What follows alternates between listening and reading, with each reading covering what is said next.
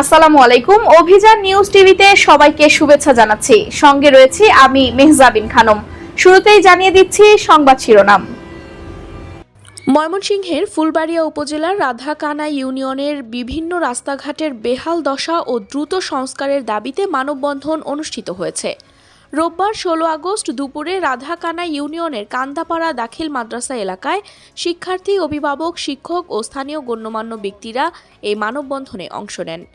মানববন্ধনে বক্তারা বলেন, দীর্ঘদিন ধরে এলাকার রাস্তাগুলো চলাচলের অনুপযোগী হয়ে পড়েছে। এতে শিক্ষার্থী সহ সাধারণ মানুষকে প্রতিনিয়ত চরম দুর্ভোগ পোহাতে হচ্ছে। বিশেষ করে শিক্ষার্থীদের বিদ্যালয়ে যাতায়াতে নানা সমস্যার সৃষ্টি হচ্ছে।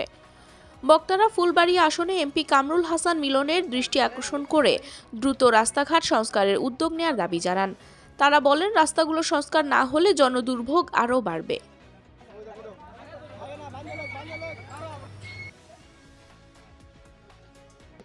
আমার নাম মোহাম্মদ একেম সাইফুল ইসলাম, সুপার কান্দাপাড়া দাখিল মাদ্রাসা।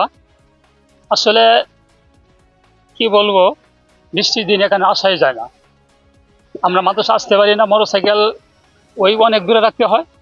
আমরা 500 ছেলে মেয়ে লেখাপড়া করতেছি, এদের আসা পরীক্ষা দিতে পারা নাই, অনেক সময় হয়তো আসতে পারে না বৃষ্টির অভাবে। আমি কিন্তু একদিন পড়ছিলাম ওই জায়গায়, আমি নিজেই পড়ছি একদিন। এখন শিক্ষকরা তো পড়েই, এটা হারাই জানা, বৃষ্টির দিনে হলে কোনো হারাই জানা।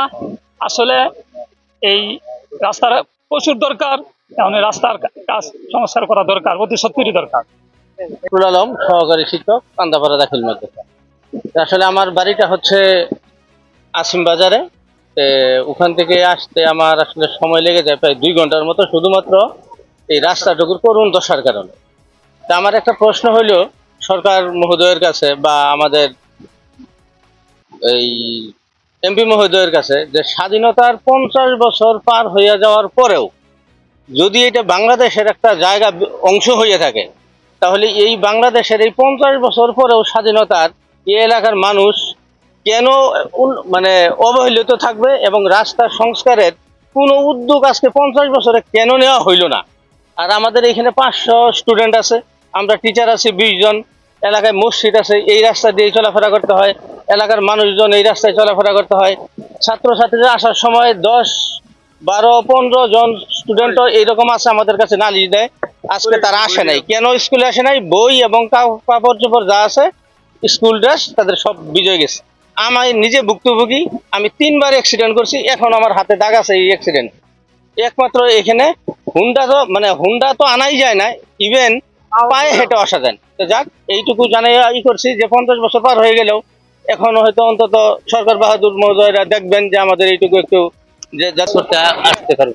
অনেক মানুষ আর আসারই পায় না, নমাজ কম হয়, লোক ফজরের সময় আসতে পারি না, খুব বেশি নমাজ পড়তে পারি না, খুব কষ্ট। 5 ওয়াক্ত নমাজ, 5 ওয়াক্ত নমাজ পড়ো আমার এই রাস্তাতে খোলা যাতায়াত করবে। আর এখানে আমরা খুব কষ্ট পাই, অন্য অন্য